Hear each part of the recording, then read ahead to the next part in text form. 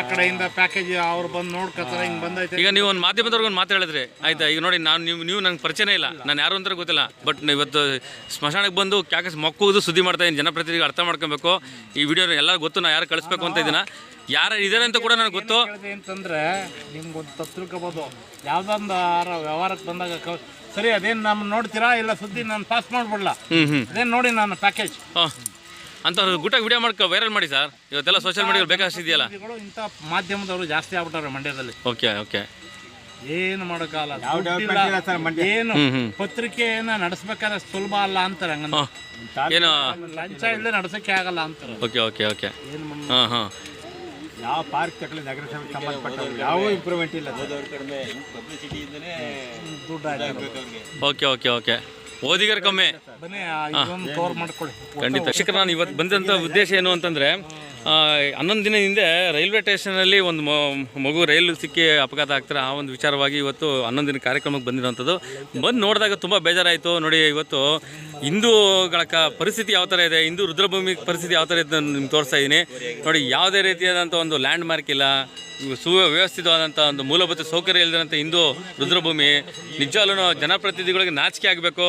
ಉಸ್ತುವಾರಿ ಸಚಿವರು ಏನಿದ್ದಾರೆ ಇವತ್ತು ಮಂಡ್ಯ ಜಿಲ್ಲೆ ಚಲುವ ಸ್ವಾಮಿಯವರು ಏನು ಹೇಳ್ತಾರೆ ಸರ್ ಅವ್ರಿಗೆ? ಏನು ಹೇಳೋಣ, ಜವಾಬ್ದಾರಿ ಇಲ್ಲದೆ ಇರೋದನ್ನ ಸಚಿವನ್ ಮಾಡೋರು ಅಷ್ಟೇ.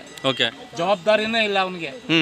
ಸಾರ್ವಜನಿಕರ ಬಗ್ಗೆ ಕಾಳಜಿನೇ ಇಲ್ಲ ಅವನಿಗೆ. ಓಕೆ ಸರ್, ನೀವು ಈ ಥರ ಮಾತಾಡಿದ್ರೆ ಕೆಲವರು ಸತ್ಪ್ರಜೆಗಳು, ಕೆಲವರು ಬಕೆಟ್ ಹಿಡಿಯುವಂಥ ರಾಜಕಾರಣಿಗಳು ಬಕೆಟ್ ಹಿಡಿಯುವಂಥ ಏನು ತಿಳ್ಕೊತಾರೆ ಗೊತ್ತಾ? ಕೇಳಿಸ್ಕೊಳ್ಳಿ, ಇವ್ರು ಯಾರೋ BJP ಇರಬೇಕು. ಅದಕ್ಕೆ ಒಂದು ಸೆಕೆಂಡ್ ಇರಿ ಸರ್, ನನ್ನ ಮಾತಾಡ ಕೇಳಿ ಸರ್, ಒಂದು ಸೆಕೆಂಡ್ ಕೇಳಿ ಏನಂತಾರೆ ಗೊತ್ತಾ? ನೀವೊಬ್ಬರು ಸಾರ್ವಜನಿಕರು, ನಾನು ನಿಮ್ಮನ್ನು ಕೇಳ್ತಾ ಇದ್ದೀನಿ. ಜನ ತಿಳ್ಕೊಳ್ಳೋದು ಮುಟ್ಟಾಳು ಜನಗಳೇನಾರು ಆಗಲೇ ರಾಜಕೀಯ ಬೆಳೆಸ್ಬಿಡ್ತಾರೆ. ನನ್ನ ವಿಡಿಯೋ ನೋಡಿದ ತಕ್ಷಣ ರಾಜಕೀಯ ನೋಡಿ, ಇಲ್ಲಿ ನೋಡಿ, ಬೇಡ ಏನಾರು ಹೇಳ್ಕೊಳ್ಳಿ, ಇಲ್ಲಿ ನೋಡಿ ಈಗ ಏನಾಗಿದೆ. ಓಕೆ, ಹಾಂ ಹೇಳಿ, ತಾವೇನೋ ಒಂದು ಮಾತು ಹೇಳ್ತೀರಿ ಸರ್, ತಾವೇನೋ ಒಂದು ಮಾತು ಹೇಳ್ತಾ ಇದ್ದೀರಿ, ಹೇಳಿ. ನಮ್ಗೆ ಅವರು ಬೇಡ ಇವರು ಬೇಡ. ಕಾಂಗ್ರೆಸ್ ಪಾರ್ಟಿಯವನ್ನೇ, ನಮ್ಗೆ ಪಕ್ಷ ಬೇಡ ಅಲ್ಲ ನನ್ಗೆ. ಹೌದು, ಸಾರ್ವಜನಿಕ ಹೇಳಿಕೆ. ಯಾರಿಗೂ ನಿಷ್ಠಾವಂತನಾಗಿರಲ್ಲ, ಸಾರ್ವಜನಿಕವಾಗಿರೋದು ನಾನು. ಹೌದೌದು, ಸಾರ್ವಜನಿಕವಾಗಿ ಕೆಲಸ ಯಾರು ಮಾಡ್ಕೊಡ್ತಾರೆ ಅವ್ರನ್ನ ಬೆಂಬಲಿಸ್ಕೊಂಡು ಬಂದಿರತಕ್ಕಂಥ ವ್ಯಕ್ತಿ ನಾನು. ಯಾರು ಹಿಂದೆ ಹೋಗುವಂತ ಛಲ ಅಲ್ಲ. Okay okay, thank you. ತಮ್ಮ ಪರಿಚಯ ಸರ್? ನನ್ನ ಹೆಸರು ಮಹಾಲಿಂಗು ಅಂತ. ಓಕೆ, ಮೂಲತಃ ಮಾಜಿ ನಗರಸಭಾ. ಓಕೆ ಓಕೆ ಓಕೆ, ತಮ್ಮ ಒಂದು ಕಾರ್ಯದಲ್ಲಿ ಅಭಿವೃದ್ಧಿ ಕಾರ್ಯಗಳು ಸುಮಾರು ಮಾಡಿದ್ದೀರಾ? ಮಾಡಿದ್ದೀವಿ. ಓಕೆ, ಅದರಿಂದ ಇದೇ ರೀತಿ ಮಾತಾಡ್ತಾ ಇದ್ದೀರಾ? ಮಾದರಿ ಸ್ಮಶಾನ ಮಾಡಬೇಕು ಅಂತ ತುಮಕೂರ್ಗೆ ಹೋಗಿ ಮಾಡಲ್ ತಗೊಬಂದು ಇಲ್ಲಿ ಸಾರ್ವಜನಿಕರು ನಮ್ಮ ವರ್ಷಕ್ಕೊಂದು ಟೈಮ್ ಪೂಜೆ ಮಾಡ್ಕೊಳಕ್ಕಾಗಲ್ಲ ಅಂತ ಅಡ್ಲಾಕ್ ಬಂದು ಮನೆಗೆ ಆಗದೆ ಇರ್ತಕ್ಕಂಥ ವಿರೋಧ ಗುಂಪಿನವರು ಅಡ್ಲಾಕ್ ಬಂದು ಇಲ್ಲಿ ಒಂದು 20-30 ಜನ ಸಂಘಟನೆಯವ್ರನ್ನ ಕರ್ಕೊಬಂದು ಮನಗಿಸಿದ್ರು. JCPಗಳು ವಾಪಸ್ ಆಯ್ತು. ಸ್ಮಶಾನ ಡೆವಲಪ್ ಆಗೋದು SN ಕೃಷ್ಣವ್ರ ಕಾಲದಲ್ಲಿ 25 ಲಕ್ಷ ರೂಪಾಯಿ ಸ್ಪೆಷಲ್ ಗ್ರಾಂಟ್ ಕೊಟ್ಟಿದ್ರು ಇದು ಮಂಡ್ಯ ಡೆವಲಪ್ಮೆಂಟ್ಗೆ. ಸ್ಮಶಾನ ಅಂತಾನೆ ಮಾಡ್ಕಲ್ಲ ಅಂದ್ರೆ ರಿಟರ್ನ್ ಹೋಯ್ತು. ಇಲ್ಲಿ ಬಂದು ಅಡ್ಲಾಗಿ ನಾನು ಗುರುತು ಹೊಂಟಾಯ್ತದೆ, ನಾವು ವರ್ಷಕ್ಕೊಂದು ಟೈಮ್ ಪೂಜೆ ಮಾಡ್ಕೋಬೇಕು, ನಾನು ಕಲ್ಲು ಹಾಕೊಂಡಿದ್ದೀನಿ, ಉಂಟಿಸ್ಬಿಡ್ತೀವಿ. ಇದ್ರ ಮೇಲೆ ಮಟ್ಟ ಮಾಡ್ಬಿಟ್ಟು ಮಣ್ಣು ತುಂಬಿ ಮಧ್ಯ ಪ್ಲಾಟ್ಫಾರ್ಮ್ ಹಾಕಿ ಮಧ್ಯ ಮರಗಳು ಹಾಕಿ ಕಲ್ಬೆಂಚ್ ಹಾಕಿ ಎಲ್ಲ ಡ್ರಾಯಿಂಗ್ ಎಲ್ಲ ಮಾಡಿದ್ರು. ಈಗೇನ್ ಮಾಡ್ತಾರೆ ನೋಡಿ, ಒಬ್ರ ಮೇಲೆ ಒಬ್ರು ಹಾಕೊಂಡು ಇವತ್ತು ಕಷ್ಟಪಡ್ತಾರಲ್ಲ, ಏನಾಗ್ತದೆ ಗೊತ್ತಾ? ಈಗೇನ್ ಮಾಡ್ತಾರೆ ಅದೇ ತಾನೆ. ಸಾರ್ವಜನಿಕವಾಗೂ ಸಹಕಾರ ಕಡಿಮೆ ಆಯ್ತು. ಸಾರ್ವಜನಿಕವಾಗಿ ಬರೀ ಹಣ, ಚುನಾವಣೆ ಬಂದ ತಕ್ಷಣ ಹಣ ಎಷ್ಟು ಕೊಡ್ತಾರೆ ಅಂತ ಗಮನದಲ್ಲಿ ಇಟ್ಕೋತಾರೆ ಅವರು. ಓಕೆ, ಹಣ ಕೊಟ್ಟವ್ರು ಇವತ್ತು ಹಣ ನೀವು ಕೊಡಲಿಲ್ಲ ಅಂದ್ರೆ ನಾನು ಓಟೆ ಮಾಡೋದಿಲ್ಲ ಅಂತ ಮನೇಲೇ ಇರ್ತಾರೆ. ಆ ಜನಸಂಖ್ಯೆ ಜಾಸ್ತಿ ಆಗ್ಬಿಟ್ಟವ್ರೆ. ಅದಕ್ಕೋಸ್ಕರ ಭ್ರಷ್ಟರು ಆಯ್ಕೆ ಆಯ್ತಾ ಇರೋದು. ಓಕೆ, ಪ್ರಾಮಾಣಿಕರಿಗೆ ಬೆಲೆ ಕಡಿಮೆ ಆಗಿರೋದು ಏನಕ್ಕೆ ಅಂದರೆ ದುಡ್ಡು ಕೊಡೋರ್ಗೆ ಓಟ್ ಹಾಕ್ತಾರೆ, ದುಡ್ಡು ಕೊಡೋದವ್ರು ಓಟ್ ಹಾಕಲ್ಲ. ಏನು ಮಾಡಿದೆ ಅವರು ಹೇಳ್ಬೇಕಾಯ್ತು ಸ್ಪಷ್ಟವಾಗಿ. ಅದು ಯಾವ ಲ್ಯಾಂಗ್ವೇಜಲ್ಲಿ ಹೇಳ್ಬೇಕು ಅಂತ ಗೊತ್ತಾಗ ಯಾವ ರೀತಿ ಸಂಪಾದನೆ ಮಾಡಿದಾರೋ ಏನು ಡೆವಲಪ್ಮೆಂಟ್ ಇಲ್ಲ. ಈಗ ಈ ಗಣಿಗ ಬಂದ್ಮೇಲೆ ಸ್ವಲ್ಪ ರೋಡ್ ಗಿಡ ನೋಡ್ತಾ ಇದೀವಿ. ಹಿಂದೆ ಎಲ್ಲಿ ಸರ್ ನೀವು ಬರೋ ರೋಡ್ ಹೆಂಗಿದೆ ನೋಡಿದ್ರ? ಸ್ವಲ್ಪ ಈಗೇನೋ ಸ್ಕೀಮ್ಗಳನ್ನು ಕೊಟ್ಬಿಟ್ಟು ಓಕೆ ಕೊಟ್ಟಂತ ಅದ್ರಲ್ಲಿ ಸ್ವಲ್ಪ ಸ್ವಲ್ಪ ಮಾಡ್ತಾವ್ರೆ ಗಣಿಗಾರ. ಹಿಂದೆ ಅಂತೂ ಏನೂ ನೋಡಿಲ್ಲ. 3 ವರ್ಷದ 3 ಟರ್ಮ್ 15 ವರ್ಷದಲ್ಲಿ 15 ಪೈಸದ ಕೆಲಸ ಆಗಿಲ್ಲ.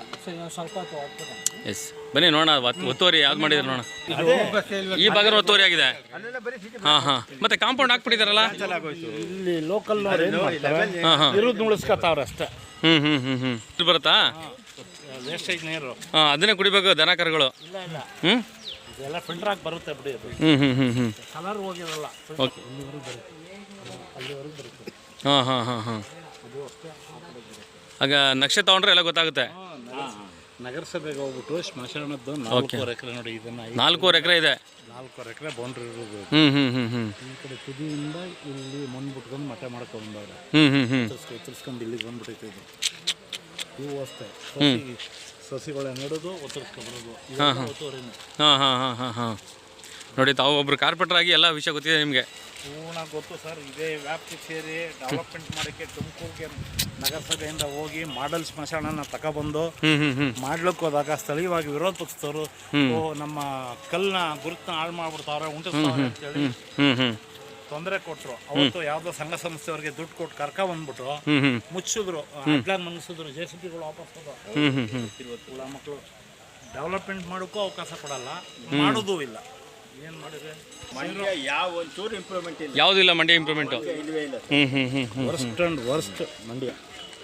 ನಮ್ಮ ಇತಿಹಾಸದಲ್ಲೂ ನಾವು ನೋಡಿದ್ದೀವಿ. ನಾವು ತೆರಿಗೆನ ಜಾಸ್ತಿ ಅಲ್ಲ ನೋಡಿ, ಮಳೆ ಬಂದರೆ ನೋಡಿ ಎಲ್ಲಿ ನಿಂತ್ಕೋತಾರೆ ಜನ. ಮಳೆ ಬಂದರೆ ತೆರಿಗೆ ಕಟ್ಟೋ ಜನ ನಾವು, ನೋವು ಅನ್ಭವಿಸೋ ಜನವೂ ನಾವೇ.